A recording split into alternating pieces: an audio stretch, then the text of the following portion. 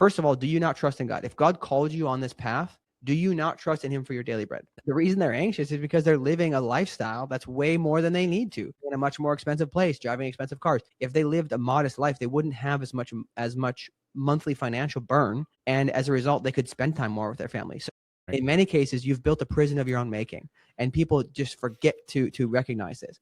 So you need to trust in God that he will provide for you. This is a fundamental point of our faith, is that we do trust that God will provide for us. If we don't take the actions that show that we trust in God, then our faith is nothing, right? Faith of mental assent is one thing, but a faith has to be one of action too, because the action indicates that we have actual belief behind our mental assent.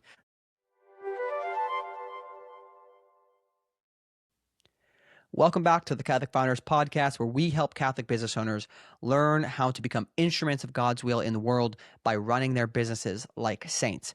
Today's episode is a little bit different. I recently had the pleasure of being a guest on the Lead Different podcast, hosted by Dan Dominguez. He is the founder and CEO of Why Not Leadership, and he's doing a lot of incredible work helping leaders just foster great teams that are really engaged and energized. I would really recommend checking out what he's up to. And on this conversation, I had an opportunity to share some of my own thoughts, right? Trusting God as we build our companies, ambition, my own journey of starting Catholic Founders, as well as my own business, and my favorite, how to become a saint through running our businesses, how our business specifically is the conduit through which God is calling us to become saints, something I'm very passionate about, as you may know. If you've not already, I would encourage you to connect with Dan on LinkedIn and give his podcast a follow. He's had some really amazing folks on there, many folks that we've had on here too as well. So thank you guys all for tuning in. I hope you enjoy this conversation.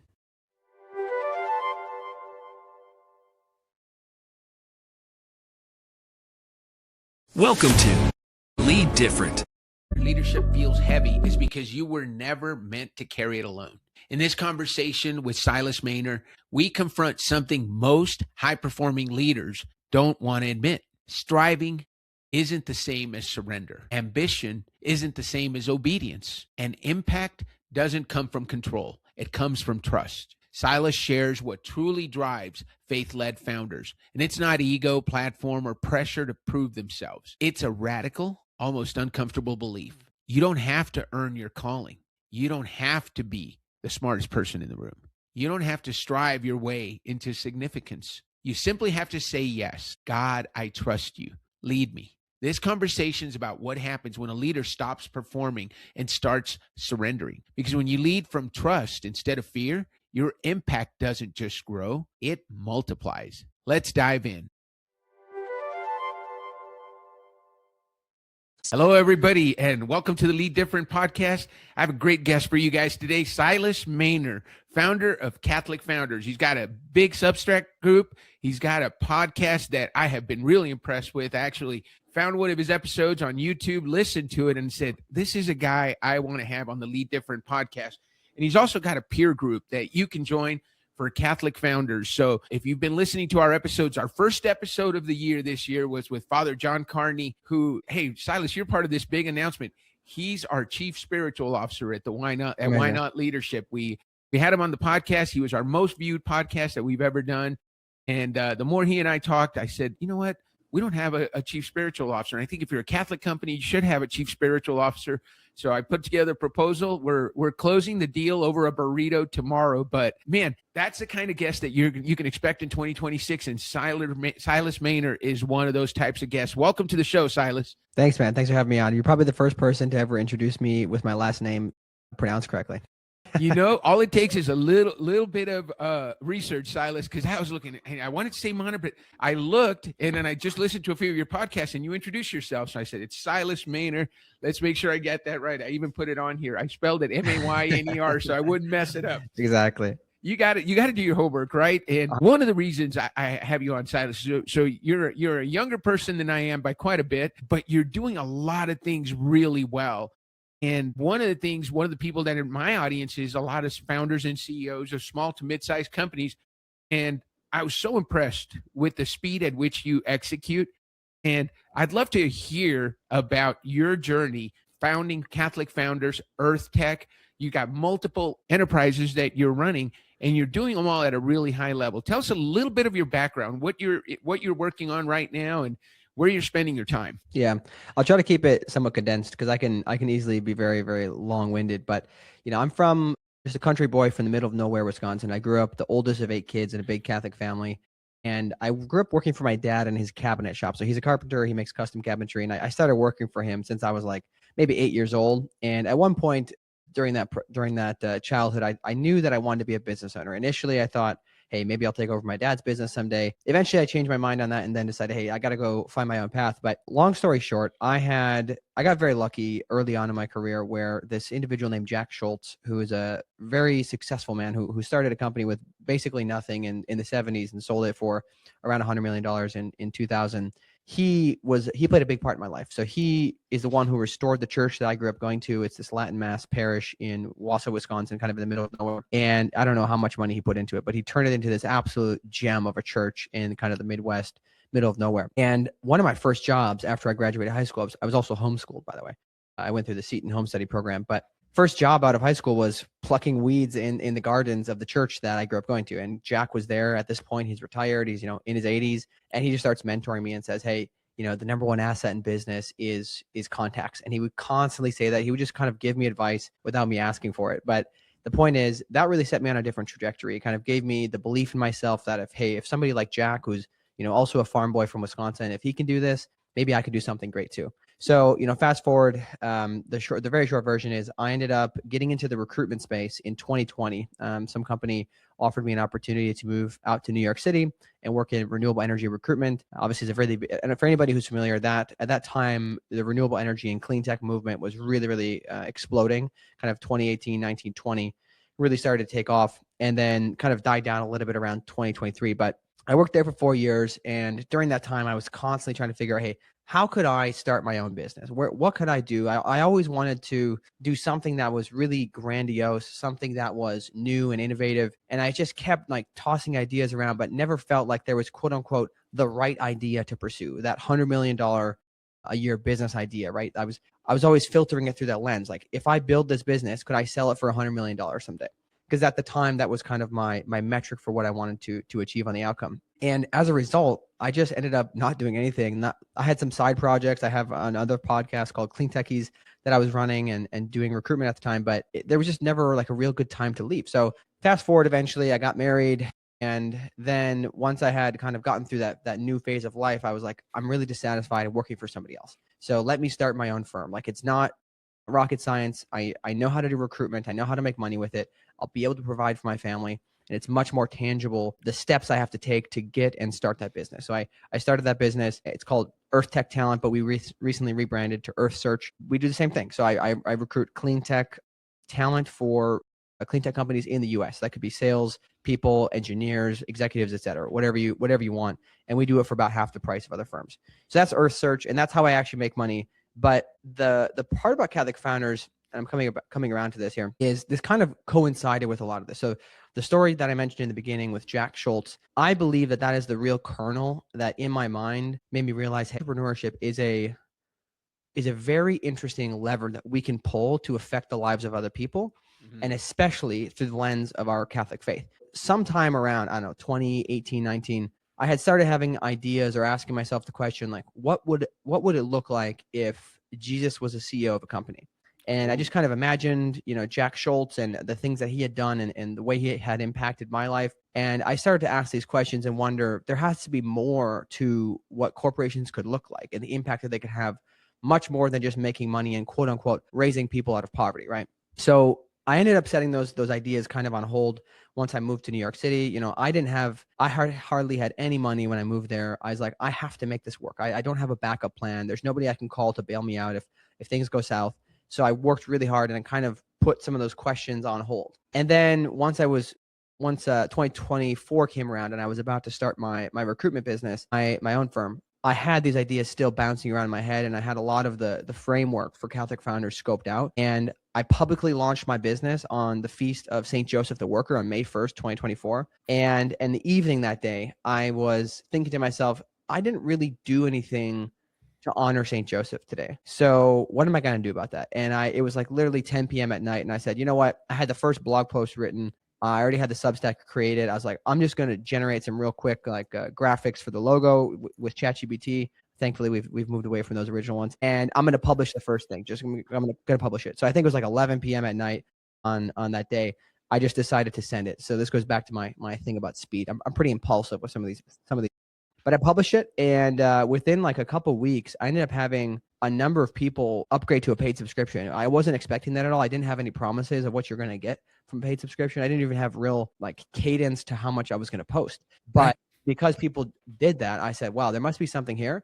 And obviously I continued to invest in it. And, fast forward roughly a year and a half, this will probably come out closer to 2 years in. We've got a much bigger production, I guess you could say. We've got a podcast, a newsletter, and now we have an official, we call it the Catholic Founders Guild. It's effectively a peer group of other Catholic business owners who believe that they are called to be more than just entrepreneurs. They're called to be stewards of the gifts that God gave them and the resources that God gave them in the world, so they can help be God's hands and feet in the world. So that's the list of Catholic founders, and that, for the record, does not really pay the bills. What pays the bills is the recruitment firm, and I've got 6 or 7 contractors there. But that's me. That's me in a nutshell. Man, that's really good. And thanks for taking us back to the beginning. I always like to hear the seed that was planted. So it sounds like Jack Schultz was a big part of that formation for you. And I love what he said to you, in entrepreneurship and business, it's connections. And I said to you in the pre-show, we talk about that all the time. A good friend of mine, Adam Packard, you probably got to meet him. A great guy, works in the recruitment space. And he said to me during his podcast interview, he said, Dan, he with the most conversations wins. You got to have conversations, meet as many people as you can, learn and listen, right? One of the goals I set for the podcast is I want to talk 80%. I want you to talk 80% of the time. Meeting people and listening to them. Be curious, not judgmental, is so important. Being curious and learning more about people. Everybody's favorite topic is themselves. And the more we allow them to share about themselves, the better we, as an executive coach and as a leadership coach, I love listening because that helps me figure out what it is that people need help with. I don't even have to work that hard. They give me the problems and I get to work on them. And then we set plans that are custom built for them versus me trying to say, here's what you need to do. Right. And I'm sure you see that all the time. Silas, I want to ask you a couple of questions. You mentioned the goal of Catholic founders. I love the thought of, because one of the things I say is I want to help founders and CEOs scale their business without losing their soul. I have a feeling you have a similar probably mission. What is that? What's that higher mission for Catholic founders for you? Yeah, I mean, I don't want to necessarily pick on what you said there, but I would say I think that the fundamental premise of scale your business without losing your soul is actually in some ways the wrong premise in the first place, because that implies that scaling your business usually, or in many cases, would lead to losing your soul. And maybe you could argue that. I would actually argue it's probably the other way around. If you're somebody who approaches your faith first and you are Catholic first and you do everything through the lens of your Catholic faith, scaling your business is actually your path to sainthood, right? So similar to like the way that St. Jose Maria Escriva would say, you're called to holiness in your career or what you do in your ordinary, quote unquote, ordinary life. I think it's the same thing with entrepreneurs, right? Entrepreneurship just has a larger scope to it in many cases than a standard career, because you are a steward of the lives of many people, the families who work for you, the customers that you support or provide services to, your suppliers. I mean, there's so many different people that you interact with as an entrepreneur. And if you do it well, you are leaning into this co-creative nature that we have as individuals, right? In Genesis, it says we're creating God's image and likeness. That has nothing to do with how we look, and it has everything to do with the nature of our soul, right? In marriage and in having children, we are co-creators in a really, really like the truest sense of the term. But also that applies to our abilities as entrepreneurs or even just employees per se too. You don't have to be necessarily an entrepreneur, but the things that we can create, this is leaning into godliness, if you will, right? And you can of course misconstrue that. You can do it for your own sake. You can do it for fame or for money, but that's not the correct method, right? A good steward does the best things, even if they will end up getting recognition, but they're not doing it for recognition. They're doing it because they know at the end of the day, they're going to have to answer to their master for how they use their skills, their talents, all of the things that were given to them. They have to lean into that to the fullest extent possible. So that's the point of Catholic Founders, is that we are here to help Catholic entrepreneurs or Catholics who run businesses to understand how to become saints in the process and how to recognize some of the mystical aspects of their calling as entrepreneurs, as stewards in the world.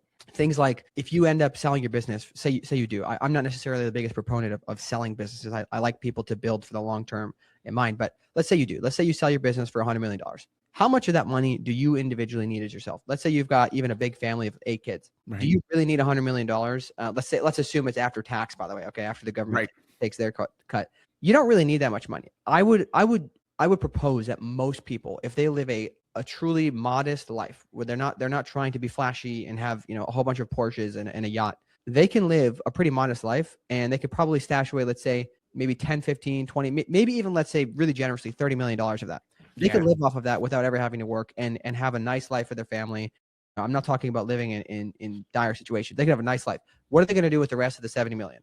Maybe, just maybe, they had this opportunity to sell the business and they shouldn't be selfish. Maybe they should give their employees a large cut of that. There was a guy recently who was in the news. I forget where it was, but I saw this guy sold his company, and I think it was a manufacturing company of some sort, and he gave his employees huge payouts. I think it was over $1 million or close to $1 million each person, which was unheard of. These were like, blue collar workers or something like that. And he gave them all large payouts. That is the kind of thing that can change lives. And if he recognized that this doesn't belong to him, the skills that he was given at his birth, or the interest that he was given through his life, through who his parents were, when in time he was born, what geography he was born into, all of those things are effectively chosen by God for us. So if you recognize that, and you recognize that your very life is not your own, it's a gift from God, then what are you going to do with it?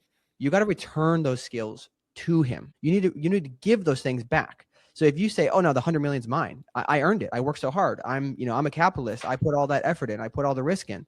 Guess what? You don't need all that. That's extremely excessive. And this is what leads to the backlash against wealthy people and against billionaires, is that they're not taking the stewardship approach to the people around them. I mean, there's plenty of negative things about him, but Rockefeller and so I think Carnegie too would be these people who ended up spending a lot of money building libraries and building public works, right? We don't see a lot of this anymore these days, right? There's a lot of reasons I would opine as to why that is. I won't go into that for now, but the general principle I'm trying to get at here is that there is it's very, very important that we understand our position in the world and why we were created to have such success. It's not for our own benefit. It's for us to benefit those around us, our family, our community, etc., and the church. Man, I really, really appreciate you sharing that. And one of the things that I want to talk about that you mentioned is a couple of things, and never feel badly about sharing a different way of looking at something. That's exactly why I have you on. And I think what I was getting at is there's some people who aren't living that way, right? And they're maybe scaling, and they're driven by greed. Those people that we're talking about, and maybe they're Catholic and they're cradle Catholics, but they're those Catholics that are Easter and Christmas Catholics. And so they're not really living that faith. And those are the people that I think Catholic Founders can help. If you come into this group, you're going to be dealing with a lot of other people who are using their business, their entrepreneurship as a path to sainthood. I love what you said earlier, by the way, Silas. I have to tell you, I belong to my parish men's group, and we've consecrated ourselves to St. Joseph. Not once. We used this consecration, which was fantastic. But have you seen Devin's? Man, that is a serious consecration. He really gets into the manhood and fatherhood portions of it. So love that you launched your company on the Feast of St. Joseph. I was actually confirmed at St. Joseph the Worker parish when I was a baby. So I was confirmed as a baby. So I have a lot of St. Joseph history. So anytime you mention St. Joseph, I feel like, man, that was a connection that was meant to happen. One of the things I like to say, and I think you brought it up, when you're trying to use your business to become a saint, we all have an exit interview that we're going to face one day, right? And we want to hear those great words, well done, good and faithful servant. And I think one of the things you're talking about, Silas, is we all have a potential that God gave us. And he's either going to say, well done, good and faithful servant. This is the talent I gave you, and this is what you did. What we don't want to hear is, this is the talent I gave you, and this is what you did. You went and buried it, or you were afraid to do something, and you didn't trust me. That's the other big part, I think, that comes in when you're an entrepreneur. I love that you did it so young, Silas. I waited till I was in my 50s. I was 49 before I decided to leave the corporate world, and I wouldn't turn around ever, because I just love the autonomy that we have, the freedom that we have. Just being able to have these kinds of conversations like you and I are having, and not worrying about, are we going to offend a certain group of people? Well, we have our group of people that we want to work with. And I believe when you tell people what you believe, you attract people who believe what you believe. And you also repel people who don't believe what you believe. And that's okay too, right? Because what's the point of dealing with people who are eventually going to clash with you? So, man, let's talk a little bit about, you talked about speed. I think you were, last time I talked to you, you were in California. I think you were recording episodes in California with the guys from Scent. So there, we run in a lot of similar circles. I'm a member of Scent. I'm also a member of Catholic Owned. I've had Jeff Scheffelbein on the podcast recently. I think that was the initial interview that I saw that you did. I think it was episode 13, I want to say. Yeah, it caught my attention, and I said, so I had Jeff on the podcast, so he'll be on. I think he'll air before you, but then we're going to have you on. A lot of cool things that you guys talked about, but tell me about what it means to use the gifts that you have. So what do you consider the gifts? Because one of the things I coach on is do what you do best. We should spend 80% of our time doing what we love to do that we're good at. And then we should hire out the other stuff, because that's 100%. that's where we spend time in our zone of genius. What's the philosophy of yours in terms of using your gifts and your charisms? Yeah. So, I mean, I wouldn't say I have strong frameworks for this. I'll do my best to sort through it live here. But I, for a long time, wanted to be all things to all people. I wanted to be good at everything. And I tried my best to do that. But in the end, I have started to realize, once I have started to scale my business, that there are many things I'm just not good at.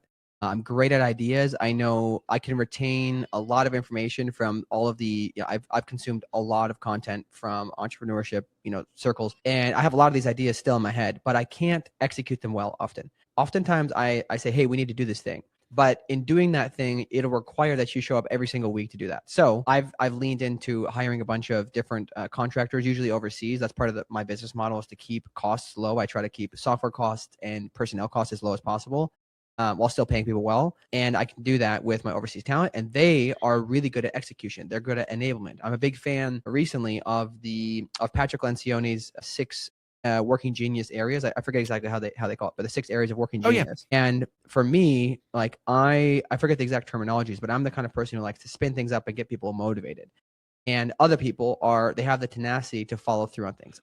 I didn't want to admit it, because it was, I think, part of my upbringing is that we were always considered reliable people. Like my dad, if he said he was going to do something, by golly, he was going to do it, right? He would make sure it got done, even if it required us, working till midnight 5 days in a row just to make sure it got done. So I think that part of me really resisted the idea of acknowledging that, hey, I'm not great at finishing things on occasion. So I for a long time just didn't want to delegate that out. Now I have, and now my business is growing much, much better. So I've started to lean into things that I am best at. Other skills I think are, this is more of a macro thing. Everybody has unique experiences. I mentioned this before, right? God created your soul specifically at the time, to the parents, to the geography, all those things, very, very specifically. It was not an accident. And you have to go on this journey and recognize that he has given you all of these context clues, the experiences you have, the conversations you have, the people who shape your worldview, all of these things, they are basically leading you to understand what is your unique role as the main player in this play, right? You've got this Broadway production, right? You are the main character. You don't actually know what is going on yet, but you can look around and figure out from all of the clues around, what am I called to do with this? And that, I think, is the most exciting thing ever, because you talked about potential, right? We have probably, in most cases, 100 times or maybe even 1,000 times more potential than we realize. And if we just lean into our own human abilities, I guess you could say, there's a lot of people who without God have achieved great things, right? Without any sort of faith or godliness, they've achieved drastic things. Now imagine you take that type of person who leans into their own skills and their own kind of human abilities, if you will. Imagine you put that person now with the multiplier effect of God going in front of you and making things happen the way he wants them to. Imagine what you can achieve in that case, right? And this is beyond what we could fathom. Now, I think that we all need to look into those circumstances of our lives and realize that there is greatness called for each of us. The greatness may be running a massive company, maybe employing thousands of people and transforming the culture viscerally, but it could be things like Saint Teresa of Lisieux. She lived a great life despite it being very short. I think she lived to 24 years old, and she did all of the little things with greatness, right? She was willing to do those small things with greatness. And in her own way, that led to massive transformation of many other people in the world because she leaned into what she was called to. So this is, again, for all of us, there's going to be unique skills and unique things that we are called to. We have to figure out what those are by being attentive. And you can't figure those things out and you can't be attentive unless you are spending time on a daily basis with God. Daily mass, morning prayer, prayer throughout the day, etc. You cannot know God and know what he's asking you to do without spending time with him. It'd be like calling somebody your best friend who all you do is wave at them on your way out the door and say, hey, have a good day. That's all you do. How are you going to know their interests? How are you going to know what kind of food they like? How are you going to know what their dreams are? That's the whole point. So, in terms of like what specific skills that I have, I try to lean into the things that I feel natural at, that I'm kind of drawn to doing things. A lot of times I'll start projects without even Googling if there's somebody else doing it. If I just feel that there's not like something there, I'll go and I'll do it. After I started Catholic Founders, a lot of people said, hey, that kind of sounds like scent. And I'm like, well, I understand why you think that. It's not the same. It's very different.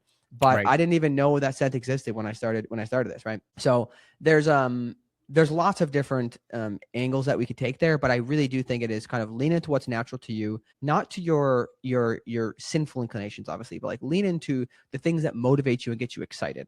At this point, I spend maybe 15 hours a week on Catholic Founders, and again, it does not make money. It really costs me a lot of time. You could say it costs me a lot of money because I'm not doing my actual business, Right.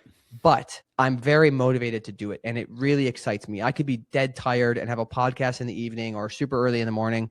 And, usually I go into there a little groggy, but I come out just energized and ready to go, ready, fired up for the next day. So that's my general take on that. Yeah, no, that's a really good take. And listen, we're going to spend some time together afterward. One of the things I help people find is, what is that zone of genius? And you and I are very similar. I literally just resigned from a development committee and that I founded for my daughter's school.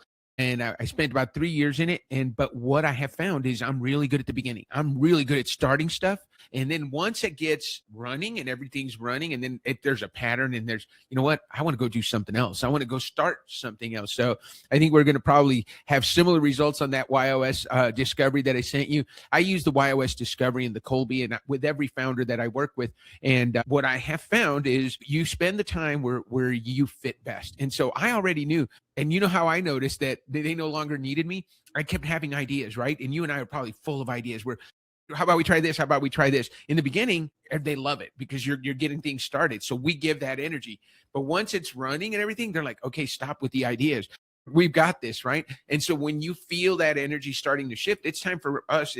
They're not saying you're bad. It's not anything wrong with you. It's time for me to go start somewhere else. Somebody that needs this energy, that initial energy that I bring whenever we start. It sounds like you're very similar. The other part that I've done is there are people, like you said, who are very detail oriented and they're great at follow through. Guess what? I hired somebody to just be that person for me because I do not need. Sunil does it with the podcast. He sends out all the pre-show stuff. He checks the bios. We do all of that stuff so I can show up and be at my best, because what I really enjoy doing is having the conversation. I don't want to design the graphics. I don't want to create the show flow document.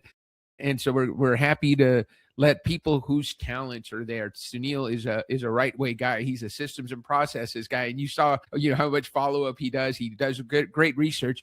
And I just know, hey, I heard Silas, great interview with Jeff Scheffelbein. I want him on my show. So let's do that. And then it magically happens. And then you get to show up and do what you do best. So I love that you talked about that. Tell me a little bit more about what the dream is for Catholic Founders. Because as I hear you, I want to see you doing this full time, because I can tell. And I'll tell you this story. When I was a leader in the medical device space, I was a national sales director, and I had lots of people working for me. I remember one guy that, just incredibly talented, but couldn't ever meet his quota. And we wonder, what the heck is this guy? Is really good. When we see him in front of physicians, he's fantastic. And turned out he really liked property management. He had some properties, and that's what lit him up. So I had a conversation with him, and I started asking him about that. And man, when he talked about his properties, it was like, oh. When we talked to him about his quota, it was like, they don't want to meet with me. We've ended up letting him go and go do what he loved to do, and he was so happy. So let's go to that place where when you get there, you're 100% in and you're loving it. So what's the dream for Catholic Founders? So I think it's a very challenging question with thinking about going all in on it. And it's not because I don't believe in the dream. So the overall goal, that is clear to me. That is that we can effectively form and give the means for Catholic entrepreneurs and Catholic business owners to understand their role and what they can achieve in the world, and transform the entire culture through their businesses. Again, if you are viewing things properly, let's say you run as a Catholic in the way that I would suggest you do. You live at a way that's below your means, or at like a very kind of modest lifestyle. If your business is excelling, and if you're a virtuous person, your business should excel. You're going to have excess capital. What are you going to do with that? You could build churches. You could build schools. You could, put up big statues of the Blessed Virgin Mary. You could do all sorts of things. And that is transforming the culture of America specifically to be a much more godly culture. That is the objective. Is I believe that one entrepreneur can impact the world more than 1,000 other people who are just working a job could, right? Because of the amount of reach that they can have. And this doesn't mean you have to build a kind of venture-backed startup where you're going to scale quickly and do all that kind of traditional Silicon Valley stuff. This could just be running a dentist organization. Like, I actually have a guy coming on very soon you should have on too. He's amazing. He runs Mercy Dental. I don't know how to pronounce his last name. It's Daniel something.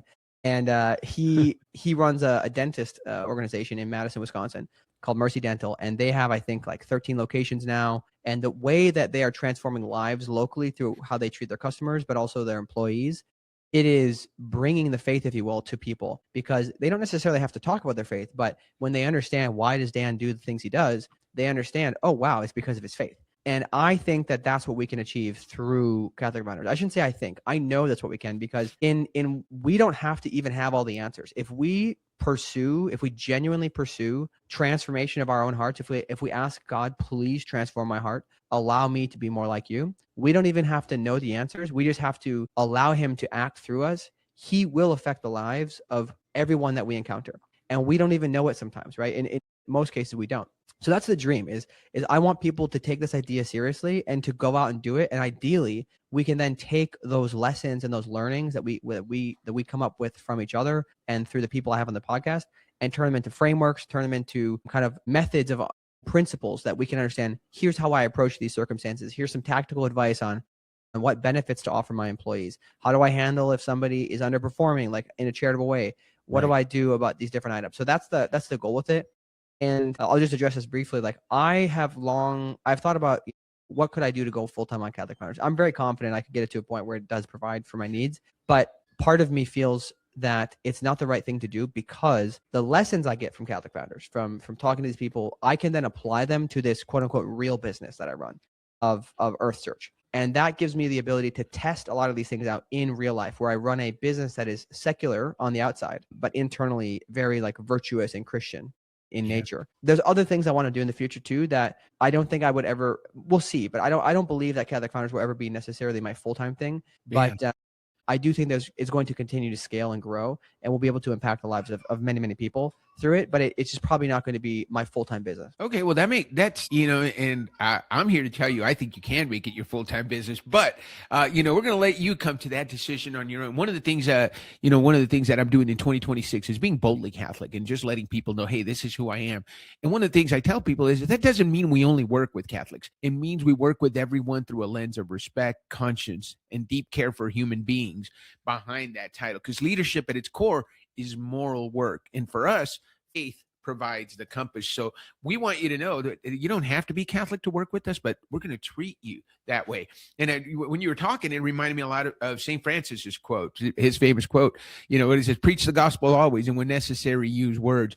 You lead by example. You want people to say, man, why is that guy so good? Why is that guy always so happy? And then when they ask you, you can say, well, these are the things that I do that relate to my faith, that help me stay grounded and treat people well and be generous with my wealth. I love the example you gave of living generously. How much money do you need? Have you read Matthew Kelly's Slowing Down to the Speed of Joy? Probably not. As fast as you move, you don't want to slow down, right? But slowing down is very important. Yeah. Slowing down to the speed of joy, he talks about the fact that you've got to slow down every day and listen, right? And listen to God, listen for that guidance. But he also talks about joy being Jesus, others, and yourself. Put your priorities in that order. But in slowing down to the speed of joy, we also get to be in leisure. And that's something a lot of people don't do. And slow down enough to enjoy the day off, the Sabbath, as Jeff likes to say, Sabbath like you mean it. Take the day off, really do. Go to mass, worship, spend time with your family. You mentioned you're recently married. How does your family play into your business and how much you work? Because I can imagine you probably put in a lot of hours. Yes, that is correct. So this idea of speed broadly, I'll just address it, my general takes on this. So I think that there are people who are called to build things and to build them in a very fast way, right? The traditional Silicon Valley, like startup culture where you have to scale very quickly because if you don't, somebody else will eat your lunch. I understand that. And for a long time, I resisted that was the right way to build a business. But I've had discussions with people and the summary of my conclusions is, hey, there are businesses that can only be scaled with a venture back kind of model, with the speed model. And we'd rather have Catholics building those companies than not Catholics. So you might as well, like, those people should lean into their calling, right? However, I do think that those are outliers. I think that the majority of people, just like the majority of people are called to married life, right? Not the majority of people are called to religious life. Obviously, we do have a shortage of vocations in some ways, and I have thoughts on that too. But let's talk about the average person, right? The average Catholic man or woman who wants to start a business, right? You have responsibilities. You need to provide for your family. You need to be there for your family because we have a very easy way to understand this, and people don't sometimes visualize this. So I'll just speak it out loud here. Number one, we were created to know, love, and serve God. That's the only objective. We're supposed to get to heaven. So that must always be at the forefront of things.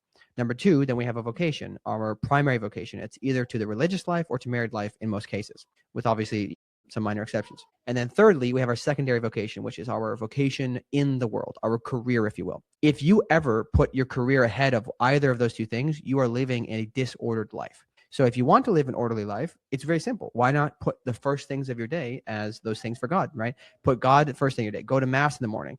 Say 30 minutes to an hour of prayer. Do some hallow readings or listening to different prayers there. Build a routine that gives God the first fruit. Then schedule the things for your family that need to be there.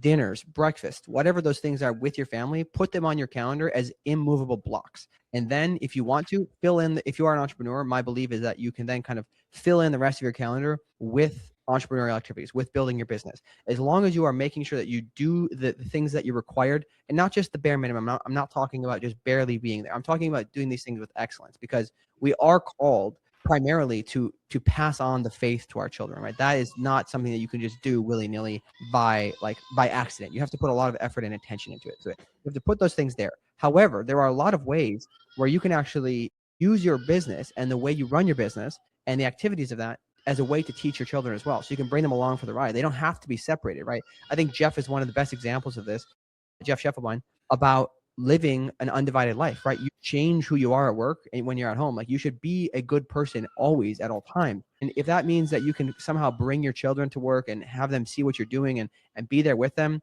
I think there's a lot of different creative ways that you could do this. I've believed for a long time that, especially in places like Latin America, where maybe both parents tend to work and they're, let's say, a blue collar job at some sort of factory. If I'm a factory owner, you know what I'm doing? I'm building a school literally right next to the facility so that the parents can come together with their children, drop their children off at this, like, a very well done school. I'm not talking about some kind of shambles thing, just really, really nice, top of the line. And also have a daycare right there. Have people that they're on site. If they need to step away and be with their children, they can, because that's way more important than the business, right? It's always going to be more important. If you start to prioritize business and GDP above the family unit, you destroy society, because the society is based upon the family unit. So that's my general take on it. And that's how I run my life, is I try to make sure that the core things, the core necessary items of my faith and my family are there. And in many cases, those are together, right? We're together as a family. We're praying. We're going to mass together. We're doing these things together. Sabbath, I have been very bad with, I will say, especially these past few months, as we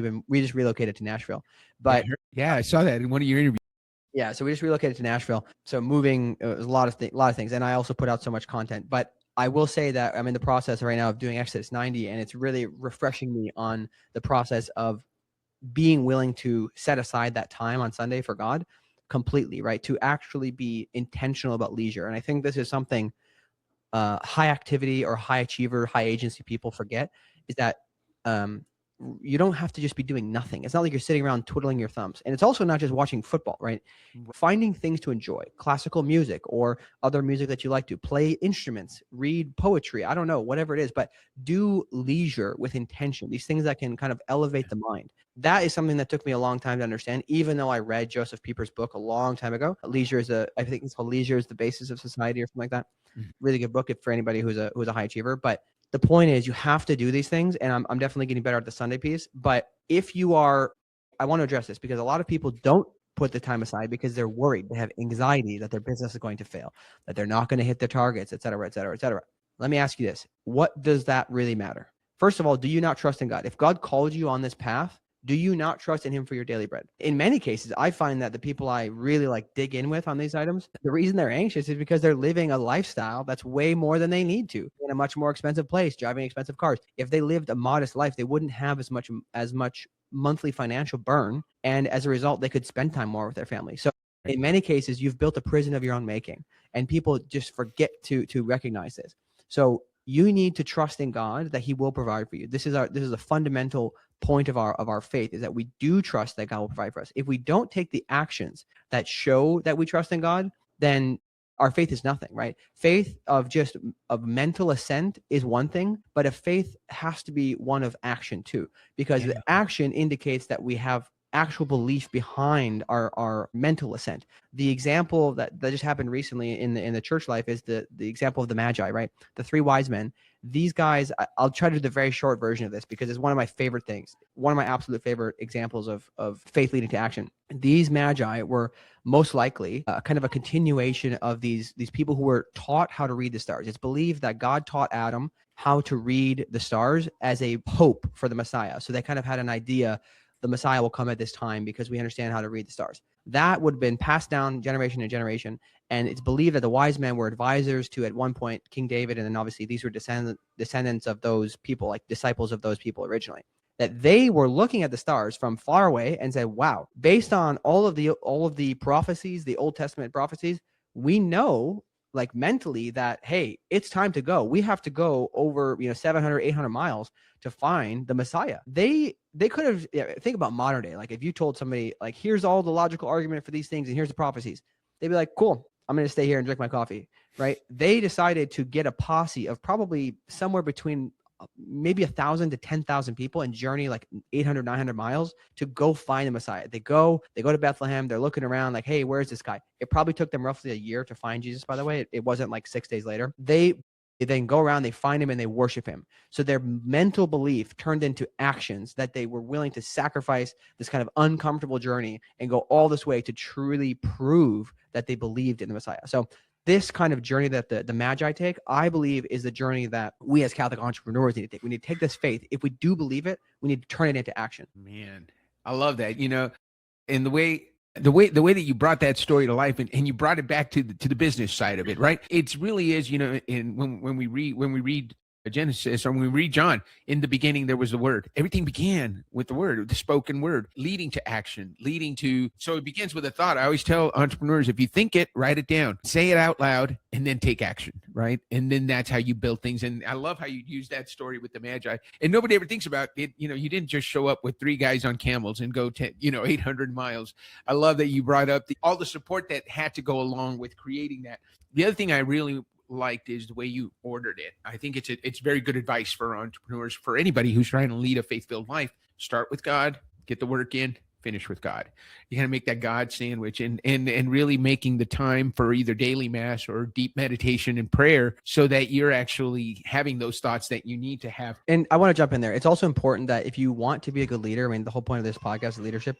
If you want to be a good leader, you can't lead the whole point of leading is to bring people in a certain direction, right? Right. How do you know the direction you're called to go if you don't know what God is calling you to, right? You cannot know these things without spending time with him. Yes, sure. You can come up with your own versions of where you want to head and you can do your own plans. But how many of us know very tangibly in our own lives that we've made plans, we've tried to pursue certain objectives and it just doesn't work, right? And or it leads the wrong way. God has like unlimited knowledge about everything. He knows everything. We have very finite knowledge. We can only see a handful of steps. Even the brightest minds only understand so much. So why are we so willing to listen to our own intellects and our own ideas about where to steer the ship when we have God who knows literally everything and he wills our good? He only wants things to happen for our good. And he also, like, imagine when you're a business owner and you start to get, I only have, I think, 8 contractors now. Imagine when you have hundreds or thousands of employees. Can you imagine trying to remember every single one of their kids' names, what their motivations in life are? Like, it's probably not possible. I haven't gotten to that point yet, so I'll tell you when I do. But the point is, God remembers that for everybody. Oh, what is it? 8 billion people on the planet now, or I forget the number. Yeah, 8.2 billion. Yeah. He knows that for everybody, and he is directing you. If you just trust him, you don't know always what's behind the next curtain, but he Right. knows what's going on. And if you are going to, you have two options basically. Do I trust in my own will, or do I trust in his will to guide me? Oh, that makes a ton of sense. And we talked earlier about trust, right? The importance of trust. Putting your trust in him, who knows everything. He knows, he's counted every hair on your head. He knows you. He knows everybody's kids' names. I love that you brought that up. One of my fellow coaches talks about the most successful man he ever met. He had thousands of employees, and he knew something personal about every employee. That's the importance of that connection, right? But I think one of the things I like to say is when you make time for God, he makes time for everything else. I have found that if I ever get too busy that I don't have time to pray in the morning or go to mass, and then I go through my day and I kind of just blow it off, I get really busy and I don't get anything done. But when I make the time, all of a sudden the priorities come into play. I have the important conversations. I interviewed Father Louis Levi Hager yesterday. He's a Norbertine priest out of California, and we had a great conversation. One of the things he said, Dan, you have to make time for these types of conversations where you're talking to people about good things, right? What we're talking about is some good things that are important, that are going to help us and help the people that we impact lead better lives, lead Catholic-led lives that are going to lead us to heaven. I was talking with my 14-year-old daughter.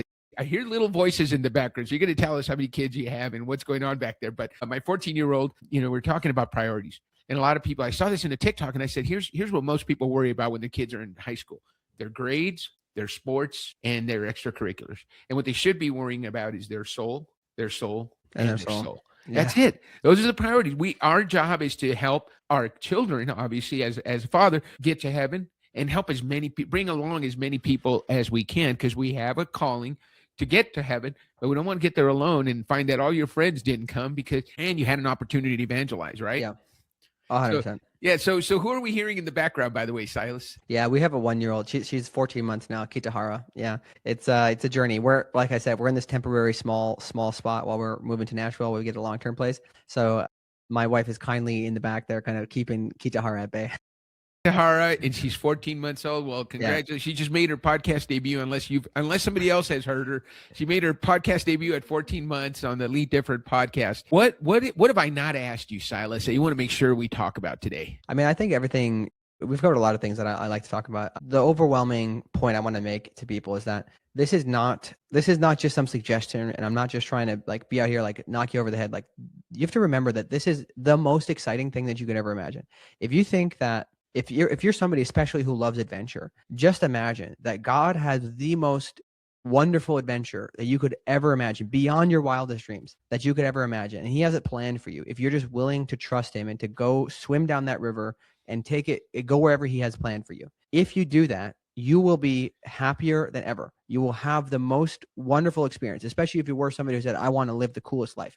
You will live the coolest life that you could possibly live if you trust in God. Whether you're a business owner, whether you're called to just be a stay-at-home mom, whether you are called to just be a good employee and lead your team well, it doesn't matter. You need to learn to lean into that, because especially if you like this, that is just the most motivating thing ever. You've got this incredible guide who literally created the entire universe, and he is there guiding you towards him on this incredible, lovely journey. And it's just up to you to accept it. The whole point is there's no striving that you have to do. It really comes down to just simply relaxing and saying, God, I accept this. I welcome you into my life. Please help me to love you more than I love anything else. And I trust in you. And that's all you have to do. You don't have to be a genius. You don't have to have a high IQ. It's very simple. Just ask God to come into your heart, to transform it, and to guide you wherever he's calling you. That you couldn't have said it better, Silas. It has been an absolute pleasure to spend some time with you, to meet your daughter in the background, to learn what drives Catholic founders, what drives you. I knew this was going to be a good interview, and you have not disappointed. Lead Different podcast listeners, don't forget to subscribe. Don't forget to leave us some comments. If something Silas said touched you today, leave us a comment and we'll get back to you. We want to make sure we interact with you. We want to make sure we're going to put all of Silas's contact information down below as you listen to the podcast. Silas, it has been an absolute pleasure to spend some time with you. What do you say we end the show on that note? Absolutely, man. Thanks so much.